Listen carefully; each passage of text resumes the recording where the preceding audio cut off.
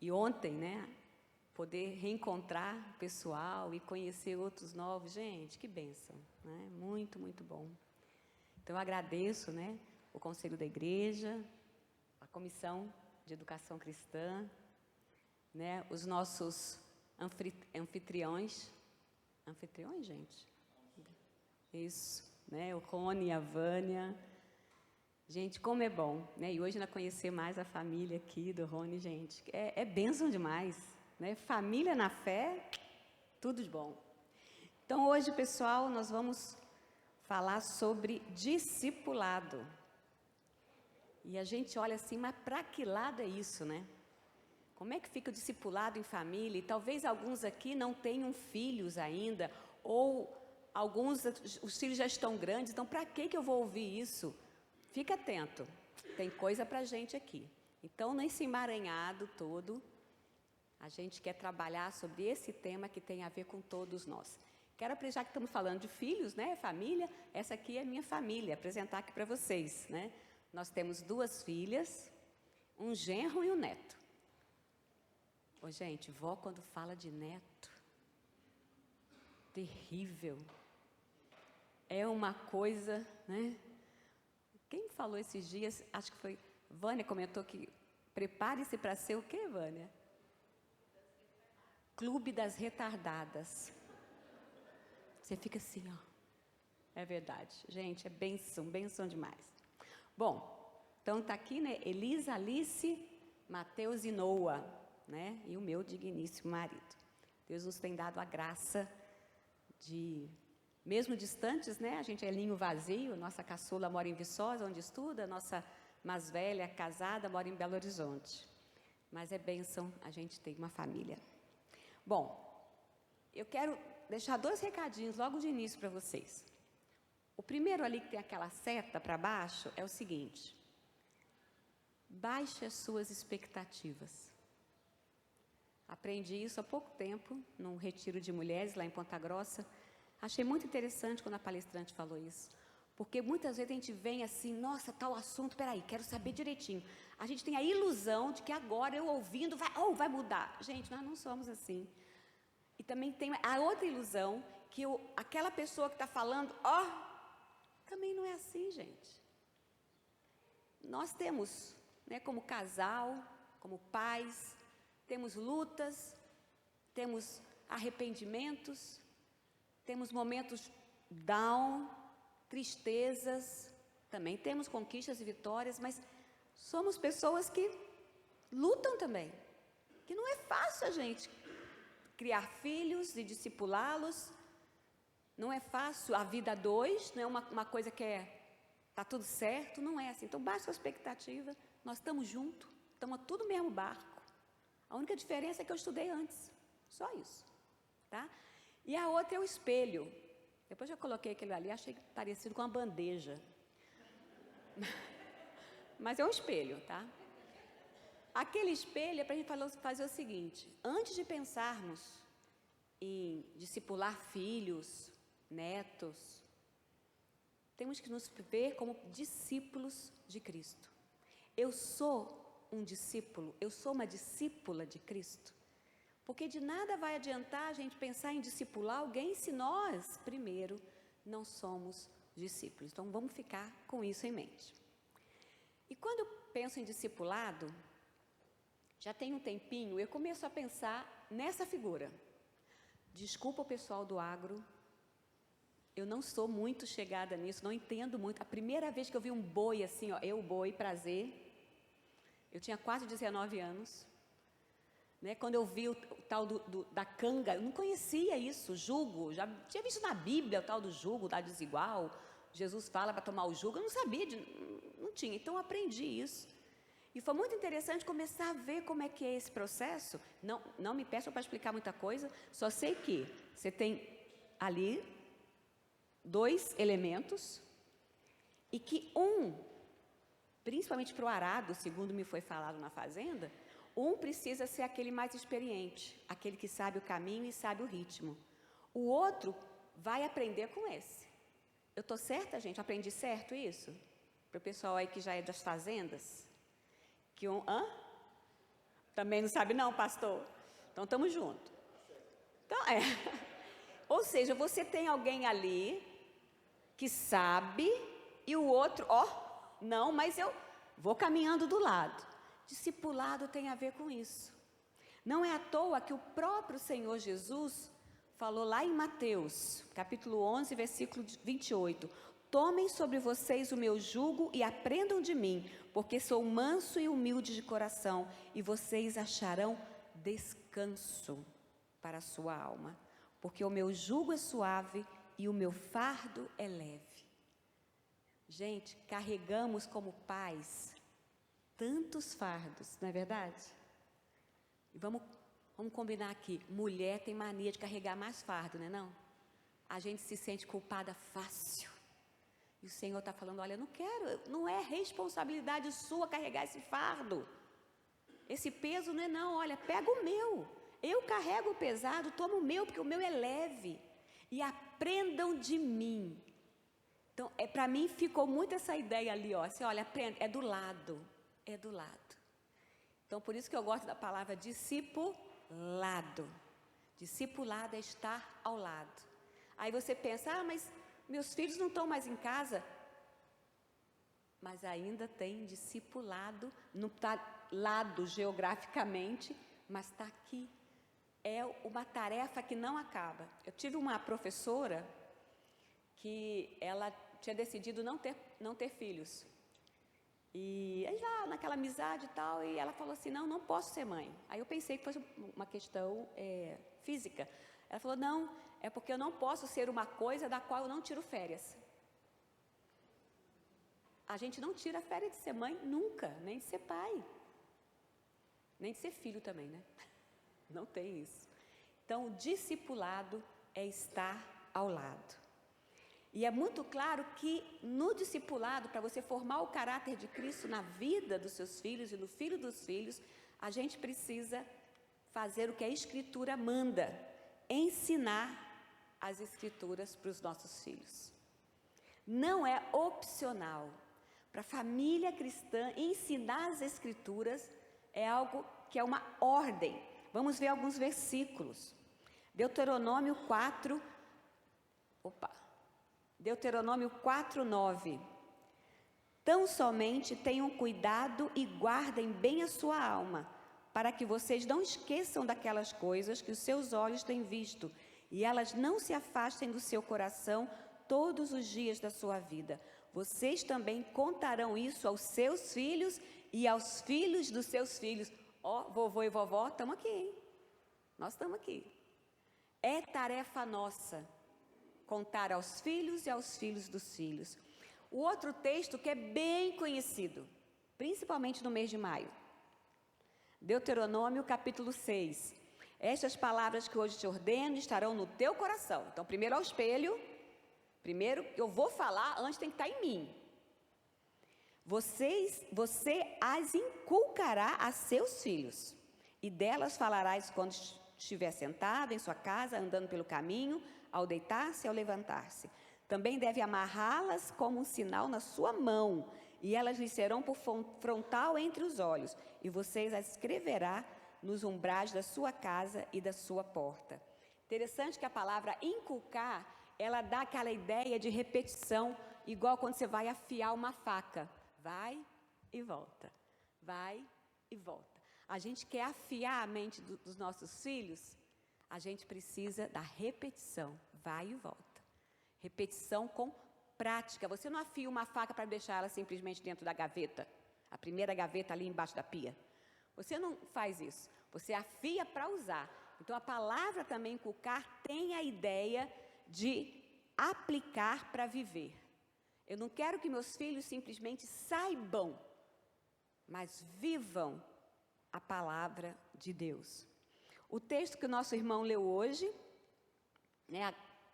leu agora há pouco, Salmo 78, o versículo 5, ele estabeleceu um testemunho em Jacó, instituiu uma lei em Israel, ordenou a nossos pais que transmitisse aos seus filhos. Ordenou, não falou assim, se você tiver afim, se você achar tempo.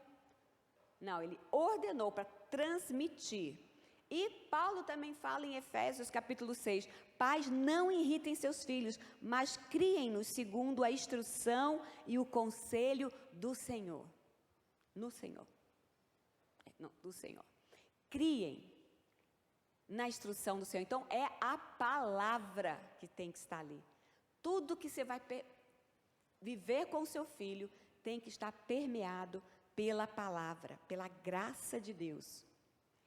Mas nós temos aqui problema. Aliás, tem muito problema, mas eu quero destacar só 2. O primeiro problema é quando você encara, ou eu encaro, o discipulado como um programa. Tipo assim, então essa semana eu tenho que pagar esse boleto, eu tenho que resolver essa questão da minha consulta médica, fazer esse exame, fazer o culto devocional, entendeu? Aí, fiz aquele momento com o meu filho, check, beleza, resolvi o problema. Não dá. A gente cria uma expectativa, aí se falha aquele dia e peraí, aí faz tipo meia boca de qualquer jeito. Gente, se encarar o discipulado como achar que é um programa que você tem que fazer, né, um checklist e sentar ali rapidinho, orar e ler a Bíblia com o seu filho, claro que sentar com o seu filho, orar e ler a Bíblia é joia, mas isso é parte do discipulado, não é o discipulado. E a outra questão, muito séria, quando a gente foca no comportamento do filho. A gente quer ter filho bom. Nossa, você viu? Aquele casal, gente, tadinho, que menino passa uma vergonha nos outros, não, tadinho desses pais. Fala sério, você já pensou isso alguma vez, né? Ou você foi a mãe daquele que já passou a vergonha, né? De um ou outro. Porque a gente quer ter filhos, né? Que você fala assim, nossa, seu filho é tal... É. E a gente também quer que os filhos se sintam bem consigo mesmos. Nós vivemos uma era que a tal da autoestima parece que resolve todos os problemas. Se seu filho tem uma boa autoestima, está tudo resolvido. E a gente está criando um bando de déspotas que mandam na casa. Não pode traumatizar. Não pode não sei o quê. Sabe? Todos são princesas e príncipes. Ok, gente, não estou falando que não tem que ter autoestima. Tem, precisamos. Mas nós precisamos, antes de tudo, mostrar o Evangelho. E quando você mostra o Evangelho e a graça de Deus, o primeiro reconhecimento é que nós somos pecadores. Nossos filhos são pecadores. Há poucas semanas, nossa filha, né, com o nosso neto foi lá em Ponta Grossa, e menino de 1 ano e pouco, né, gente, fazer pirraça? Tranquilo. Não é lindo, mas faz pirraça. Aí teve uma hora que ele fez uma pirraça lá e a minha filha virou assim, ô pequeno pecador. E é verdade. Temos que levar isso, porque o Evangelho, ele não é para os nossos filhos se sentirem bem ou serem bons. O Evangelho é para salvação. Nossos filhos precisam se reconhecer dependentes de um Salvador. Eles não são dependentes em primeiro momento de nós, pais e mães. Nossos filhos precisam de um Salvador. Então, a solução, o princípio para isso, é encarar o discipulado como algo rotineiro da vida, um estilo de vida. Nós sabemos aquele versículo, a boca fala do que? O coração está cheio. Então, se a graça do Senhor, o Evangelho, a boa notícia de salvação, preenche o meu coração. Ontem eu falei com os professores, realmente tem um impacto na minha vida, eu vou transmitir isso. Não só para os filhos, os meus outros relacionamentos, porque aquilo foi impactante. Eu encho, eu alimento também o meu coração e a minha mente com aquilo que é da graça do Senhor. Então, nós precisamos fazer com que nossas conversas, como lá em Deuteronômio 6, seja algo natural. Fala, Márcia, tá, isso é muito bonitinho, mas no corre-corre da vida, né? Nas jornadas de trabalho, né? No que eu faço, na correria, no estresse. Ô, gente, ninguém falou que era fácil, alguém falou? Alguém falou para você que criar filho, viver a 2 é fácil? Não é. Mas você não está sozinho, eu não estou sozinho e existe solução em Jesus. Da gente apresentar o Evangelho, da gente aceitar aquele convite. Vinde a mim. Você está cansado? Está estressado? Está triste? Está assim? Aceita esse convite. Tomai o meu jugo, aprendam de mim e vocês vão achar descanso. Gente, quem falou isso sabe o que faz e cumpre o que promete. Ele diz: eu vou dar a vocês descanso e paz para vossas almas. Ano passado eu comentei sobre isso aqui. Discipulado é como você aprender uma nova língua. Não é da noite para o dia, é? Imaginou, eu vou fazer uma viagem, vou lá para os Estados Unidos, quero falar o inglês, quero ser fluente. Alguém aqui é professor de inglês, ou de espanhol, ou de uma língua estrangeira? Aqui? Você já imaginou o seu aluno falar assim: professora, quero ser fluente em um semestre, mas de boa, eu só vou assistir a sua aula de 50 minutos por semana. Vou ficar fluente? Nem pensar, porque se eu não invisto tempo, se eu não invisto recurso, né? Se eu deixa eu colocar aqui os 3. Se eu não invisto dinheiro mesmo, gente, porque eu tenho que ter literatura, o curso. Gente, alguém aqui fica fluente só com a matéria de inglês da escola? Ninguém fica. Porque se você quer ficar um bom inglês, paga um curso, viu?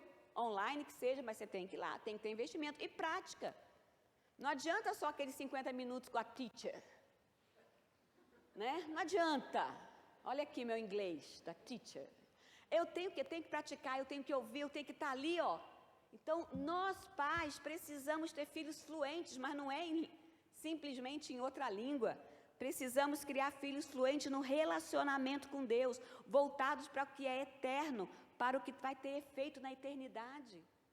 É lógico que eu quero que meu filho seja bem-sucedido, minha filha tenha um bom emprego, um bom relacionamento, mas na hora do vamos ver, o currículo da minha filha não vai valer de nada na eternidade. Se ela concluiu ou não o ensino superior, se ela fez mestrado ou não, se ele ficou dono de uma empresa, isso não vai valer nada.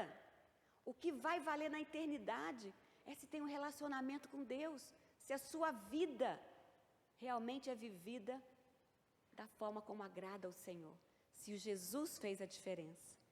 Então, nossos pais, nosso maior investimento tem que ser naquilo que é eterno. É claro que a gente precisa desse tempo em família, tempo de oração, tempo de compartilhar as Escrituras, mas não somente aquele tempo ali especial para isso, mas é ali, ó, no carro, seja numa viagem, seja para levar filho para a escola, seja o que for, tenha momentos, músicas, que você pode estar ali, comentar, compartilhar, use esse tempo precioso, que vocês estão juntos, também na hora das refeições, é isso que a Bíblia nos fala, inclusive no momento de disciplina. Em tudo isso precisamos do Evangelho e da graça. Uma palavra aqui sobre a questão da disciplina. Muitos de nós têm a ideia que disciplina é isso aqui, ó. Ou então castigo. Vai para o cantinho do castigo, vai para o cantinho do pensamento, seja o que for. Disciplina não é só isso. Não é pegar uma coisa errada, vem cá, menino. Disciplina é colocar no prumo certo. E tem um livro que eu até peguei ali na biblioteca de vocês, eu tenho, e é maravilhoso. Pais fracos, Deus forte. Quantos aqui já leram esse livro? 1, 2, 3. Ai, que bênção! Vocês podem estimular, mostrar o quanto ele é bom. Gente, para mim é um dos melhores. São 2 livros, assim, excelentes. Desafio aos pais. Alguém também já conhece, leu? Já leu esse aqui? Aqui também. Gente, que bênção vocês têm aqui. Então, hoje mesmo você vai ter oportunidade. Não sei como é que funciona. Como é que funciona, gente, para pegar livro ali? É fácil? Então, ó, não tem desculpa hoje não, hein? Já tem 2. Tem que chegar primeiro, hein? Oração final, você já corre lá. Né? Já ataca comigo, né? Mas você corre lá e já garante o seu. Então, a autora, né? A Elyse Fitzpatrick, que escreve com a filha dela, Jessica Thompson, ela fala uma coisa muito interessante. Geralmente, nós temos filhos que alguns, se você tem mais de um, né? Você vai ter um filho que sempre é assim, aquela coisa mais do meu jeito, né? Sabe, gosta de fugir das regras, dar seu jeitinho, manipular, é ou não é? E muitas vezes também nós temos aquele filho, ó, aquela filha, sabe, que tem que ser tudo certinho, metódica, em casa a gente tem, né? Tudo ali, ó. E nós precisamos discipular de forma diferente, que vamos falar para esses dois tipos. Então ela conta sobre um momento que os dois filhos, o filho e a filha, estavam brincando e chega a menina brava, mas o fulano não segue as regras e tal. Ele fica mudando para poder ganhar. Já viu isso, criança? Muda a regra para ganhar. Era o filho da Elyse Fitzpatrick. Aí, lógico, chegou para o filho, conversou com ele. Agora, como a gente pode transmitir graça? Fala, filho, eu sei o quanto é difícil a gente seguir regras e quanto a gente quer ganhar. E quanto a gente quer fazer isso, às vezes a gente tem a mania mesmo de burlar. E sabe, eu também tenho algumas dificuldades. Porque às vezes eu quero que a minha vontade seja feita. Mas eu quero falar para você que existe um padrão. Aí ela começa a falar de Deus, da graça, que a gente não consegue sozinho. Isso que a gente precisa formar dos nossos filhos em nós. Sozinho a gente não dá conta. É em Jesus. Então, há necessidade da gente seguir regras, mas não vamos conseguir se não for por obra do Senhor. E ela começa essa conversa com ele. Mas ela também chamou a filha, a certinha. Aqui, ó, tem que ser assim. Ela chegou para a filha e falou assim, filha, você sabe que existe uma coisa mais importante do que as regras? Como assim? Não. Fala assim, olha, você sabe o que é misericórdia?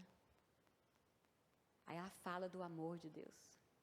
Porque o que a gente merece de Deus não é a graça dele. Não é o perdão. Não é a paz. A gente merece mesmo a condenação. Mas ele veio ao nosso encontro. E ele nos mostrou a misericórdia e o amor que encobre. Então, mais importante do que seguir as regras é você ter um coração misericordioso para amar o seu irmão, porque eu tinha falado assim, eu não amo, não consigo amar meu irmão. Você consegue pela lei do amor e da misericórdia. Então, você disciplinar é isso, é mostrar a necessidade de um Salvador. Mostrar para os trapaceiros, né, para aqueles que gostam de burlar regras, que nós somos radicalmente pecadores e radicalmente amados.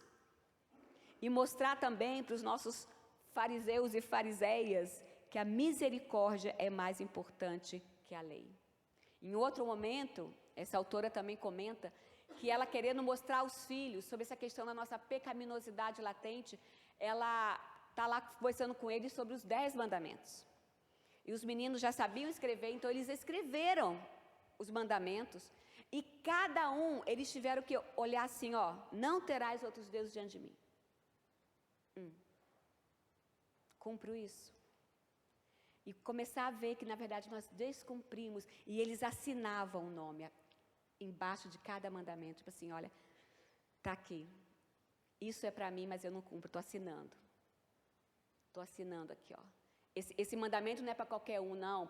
Não, é eu, para mim, é pessoal e tal. Então, foi mostrando essa questão da pecaminosidade. Você vê assim, nossa, Márcia, mas vai deixar os meninos tudo assim para baixo? Assim, não, gente, porque é curativo.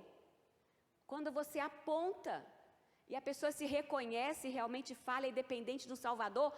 Então, nesse momento, eles começaram a ver isso. Estava tudo tramado, ela e o marido. Daí, eles foram para fora. E a mãe, então, pegou uma cruz que o marido tinha feito, pequenininha, e colocou sobre aquela lista que eles tinham assinado. E mostrou para eles, olha, a única coisa que pode livrar a gente dessa condenação, porque realmente a gente não consegue, é o Senhor Jesus. Então precisamos mostrar a necessidade de um Salvador. Nos nossos momentos em casa, sejam eles tendo um momento especial de oração, no carro, andando, comendo, disciplinando, vamos mostrar a necessidade de um Salvador. Mas, atenção, cuidado. Cuidado com o coração idólatra. Ano passado eu trabalhei idolatria do coração aqui, eu sei que nem todos estavam. Idolatria do coração é quando você armazena no seu coração, você deixa ali dentro do seu coração coisas que são mais importantes do que Deus e a sua palavra. E nós somos craques nisso, cada um de nós. Então nós pais temos a idolatria do sucesso. Quando, não é o sucesso no sentido que nós vamos ser bem-sucedidos, mas quando a gente encara que os nossos filhos são os nossos cartões de visita para mostrar a nossa performance. Você olha assim, nossa, mas como meu filho é jóia. O pessoal elogia assim, ó, o pessoal vê que eu estou bem na fita, hein? O pessoal está vendo que eu sou uma boa mãe, o pessoal está vendo que eu sou um bom pai. E o contrário também. Existe a idolatria não somente no sucesso, mas também a idolatria do fracasso. Mas você está falando que eu estou idolatrando o fracasso? Não no sentido que você está amando isso, mas no sentido que você... Espera aí, pessoal. No sentido que você, se acontece alguma coisa errada com seu filho, você fica assim, ou com a sua filha, você fala, ai, é minha culpa, eu errei. Coloca sobre si como se você fosse a única responsável, o único responsável, tanto pelo sucesso quanto pelo fracasso do seu filho. Não é isso. Nós somos responsáveis, temos responsabilidade sim. Mas pela mudança do coração, nós não somos. Esse não é um fardo. Isso também eu coloquei da boa notícia. A boa notícia é que pais são incapazes de realizar qualquer mudança na vida dos filhos, por mais que o discipulado seja bem sucedido. Não está em você esse poder. Tira esse cargo sobre você. Tira. Ah, tá. Não passei, né? O motorista também serve para isso. Joia, obrigada, amor.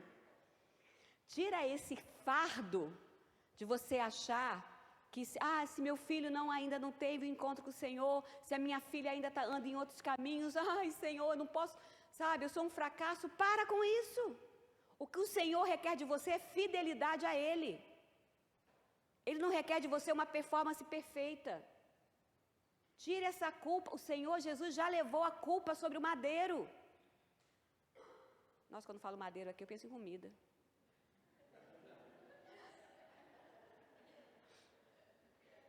O Senhor Jesus levou sobre si, na cruz, as nossas culpas.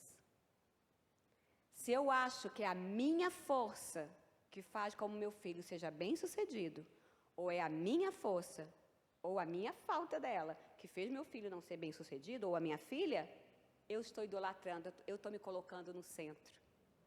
Por isso que no livro, esse aqui, Desafio aos Pais, também comentei ano passado, porque, gente, olha que frase.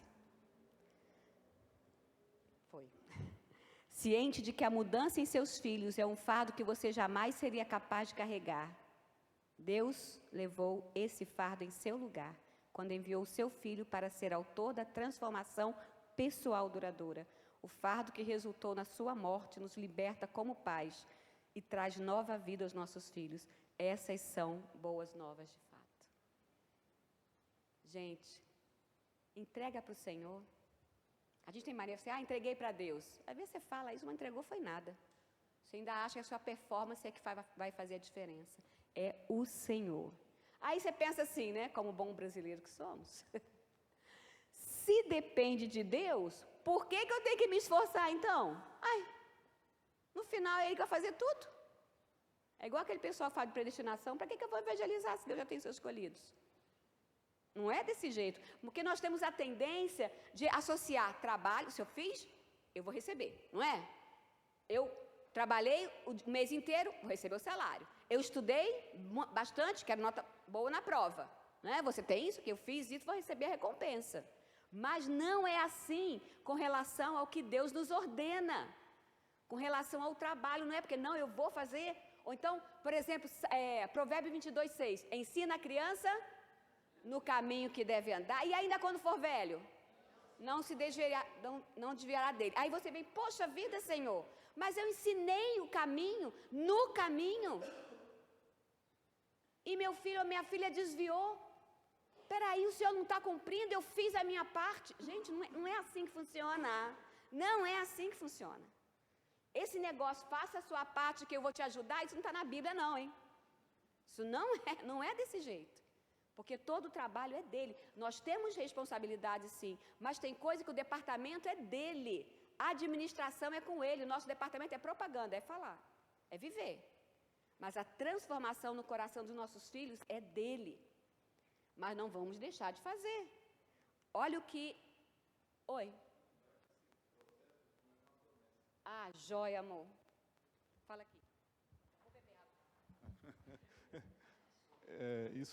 Isso depende de como a gente interpreta a Bíblia, né? Se você pegar isso no caixinha de promessa, está como promessa. Mas isso não é, isso é uma orientação de estilo de vida, né? Ele nos estimula a fazermos isso.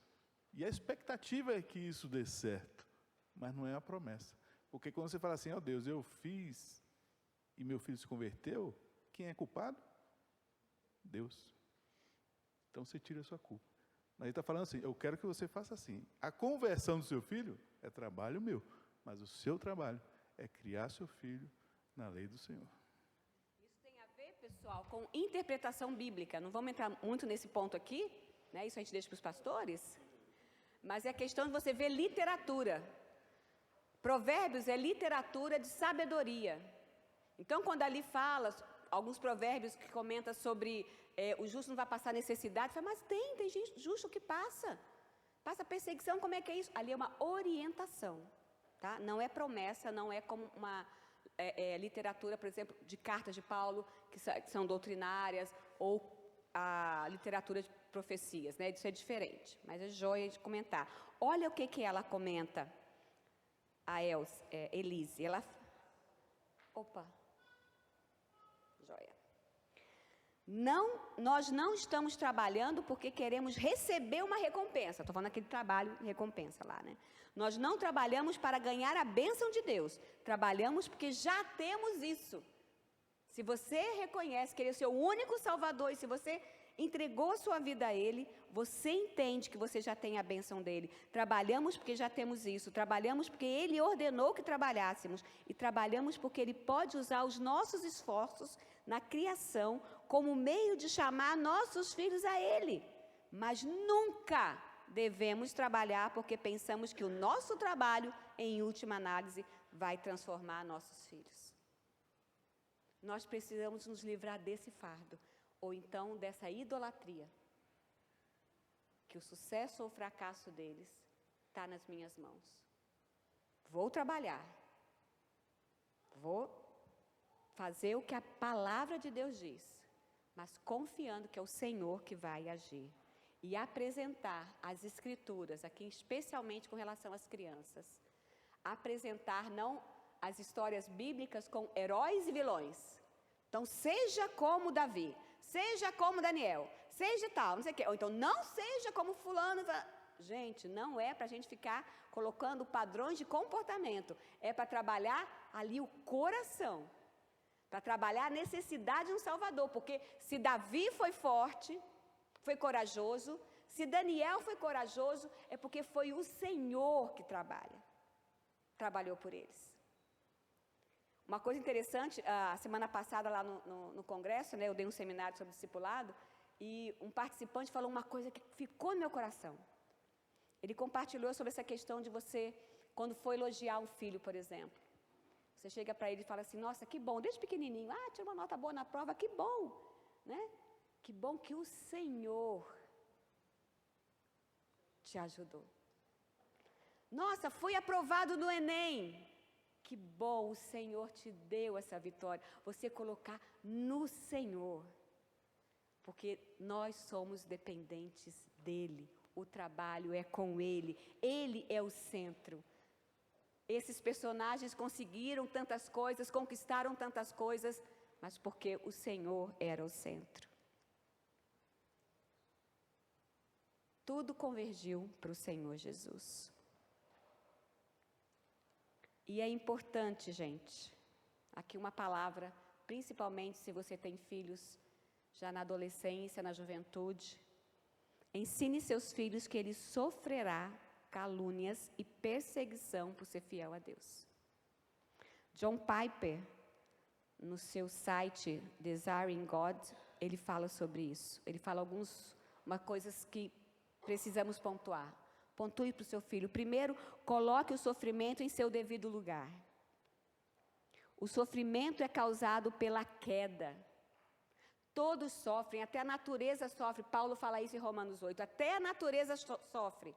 Então, existe o sofrimento e a origem primária de todos é o pecado. Não quer dizer que, eu estou sofrendo porque eu fiz tal coisa. Assim, não, o sofrimento é a origem da queda. Se deu ali, a origem está ali, no pecado. Não quer dizer, eu estou com uma doença porque... Assim, peraí, gente, não é essa a relação. É só para você mostrar que existe sofrimento porque o pecado entrou no mundo. Outra coisa, os que professam sua fé serão perseguidos. O próprio Senhor Jesus falou isso. Assim, olha, se persegue a mim, não vão perseguir vocês? Deus é soberano, bom e sábio.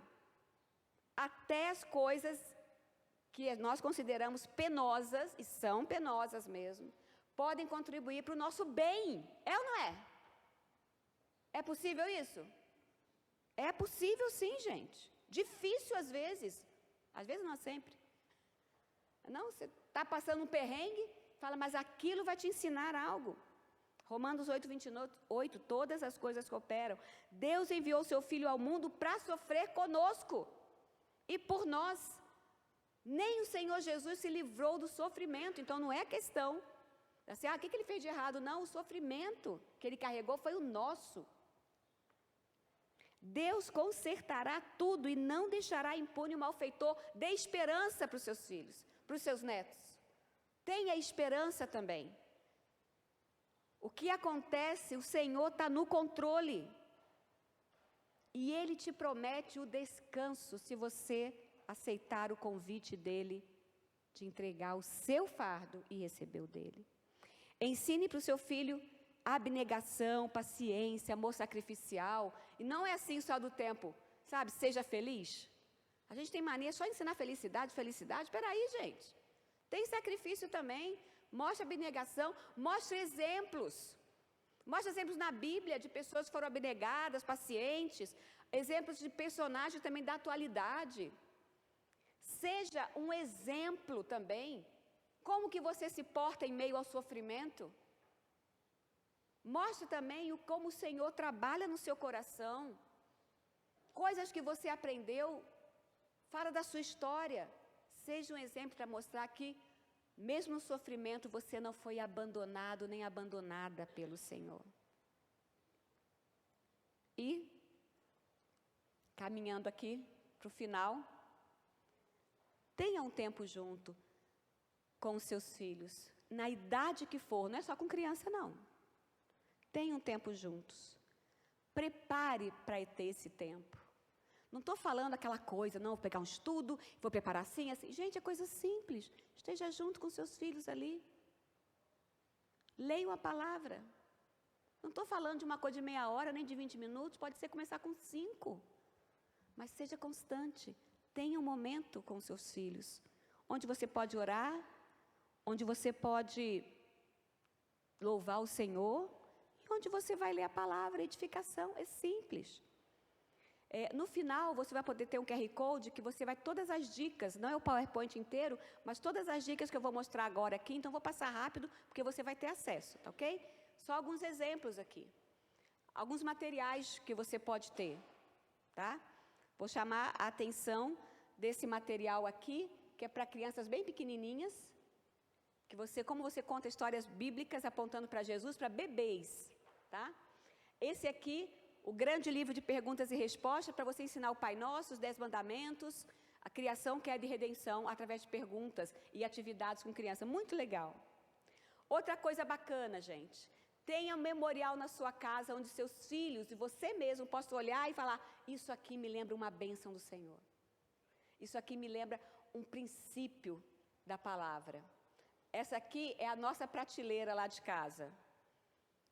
Fica bem na sala de estar. Combina com a decoração? Claro que não. Tem nada a ver. Mas aquela prateleirinha, cada peça ali, lembra algo dos feitos do Senhor na nossa família. É um memorial. Então eu te incentivo a isso. O que seus filhos veem à sua casa que pode lembrar dos feitos do Senhor? Isso aqui é uma ideia que eu vi da Lenice Fontes, esposa do reverendo Felipe Fontes.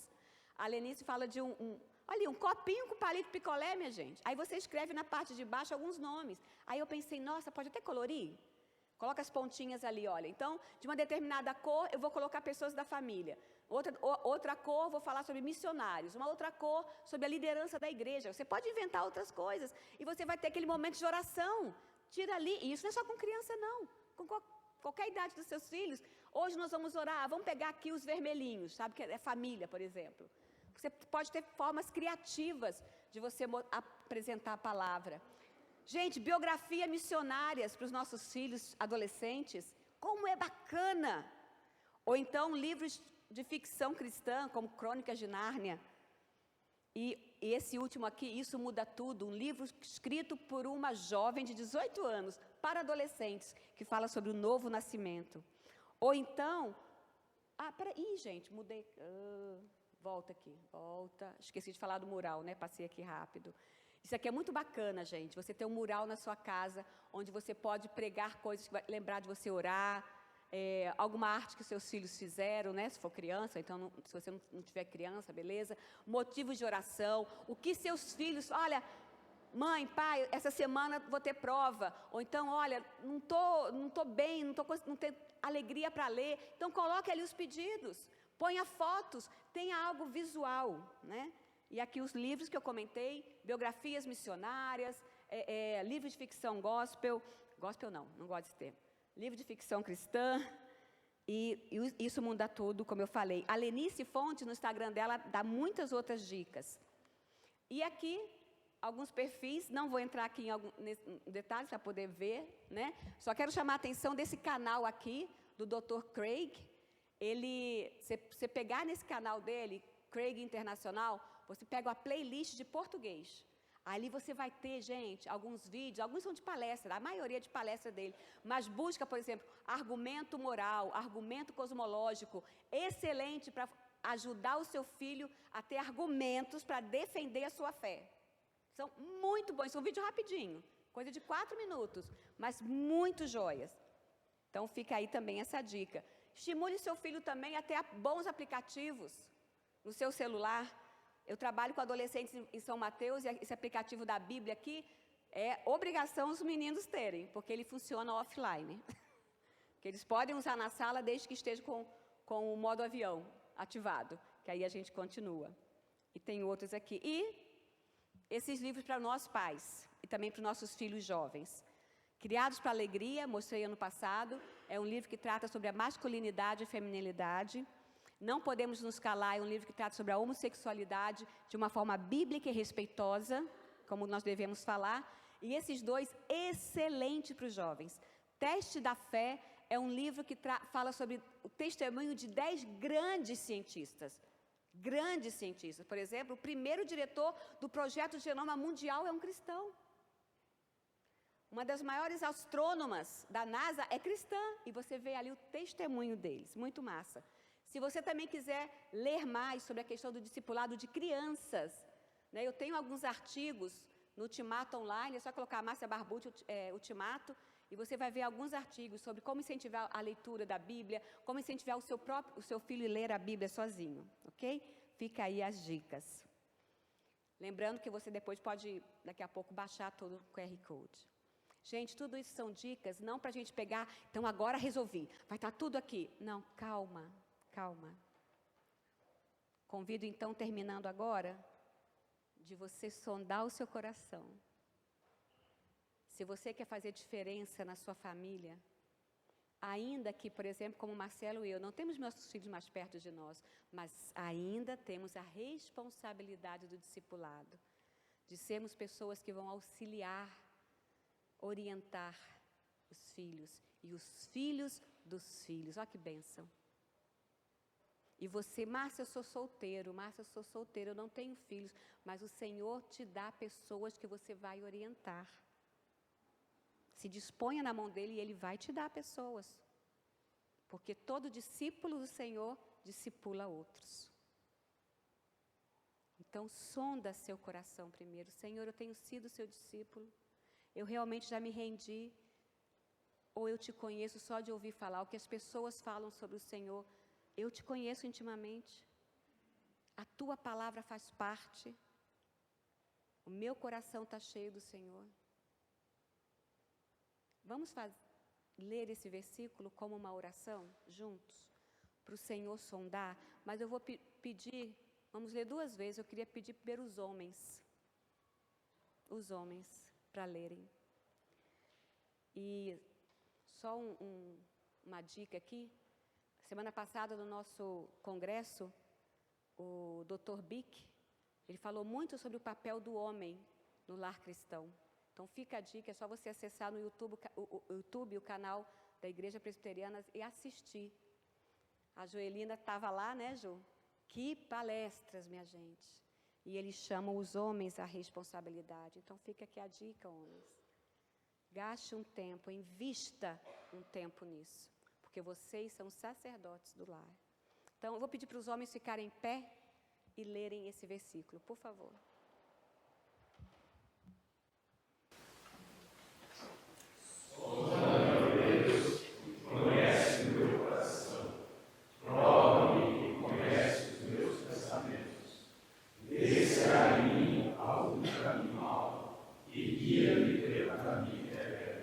Permaneçam em Salmo 139, isso. Permaneçam em pé, vou pedir para as mulheres ficarem em pé agora também. E nós vamos ler esse versículo. Sonda-me, ó Deus, e conhece o meu coração. Prova-me e conhece os meus pensamentos. Vê se há em mim algum caminho mau e guia-me pelo caminho eterno. Salmo 139. Isso. Eu vou pedir ao pastor Edinho para vir aqui à frente, para orar por nossas famílias. Por nós, pais, mães, futuras mães, pais e mães espirituais. Que o Senhor nos auxilie nessa missão do discipulado. Oremos, irmãos. Querido Deus e Pai, nós queremos louvar o Teu nome, porque a Tua palavra é viva, ela é poderosa, não volta vazia. Ó Deus, e pedimos, ó Deus, que assim como nessa manhã fomos aquecidos por direção vinda do Senhor, ó Deus, que nós possamos nos colocar para sermos fiéis a Ti, confiando na Tua graça, confiando na Tua presença na nossa vida, que esse momento aqui especial foi promovido pelo Senhor para cada um de nós e para os nossos filhos, mesmo que eles não estejam aqui. Ó Deus, o Senhor está agindo em favor das nossas famílias e nós Te louvamos e Te adoramos. E nos colocamos agora mais uma vez nas Tuas mãos, como instrumentos da Tua graça, do Deus poderoso que vai agir na vida das nossas famílias. Abençoa, Senhor, esta igreja, as famílias desta igreja, que ela possa, ó Deus, continuar avançando pela graça do Senhor. Obrigado, ó Deus, por esses irmãos queridos e amados que aqui estão, nesse final de semana. Que o Senhor continue derramando do seu amor, da sua alegria, do seu poder, ó Deus, e provendo, ó Deus, instrumentalidade em cada lugar que eles forem chamados pelo próprio Senhor. Muito obrigado pelos seus projetos, que o Senhor os abençoe em tudo. Em nome de Jesus. Amém.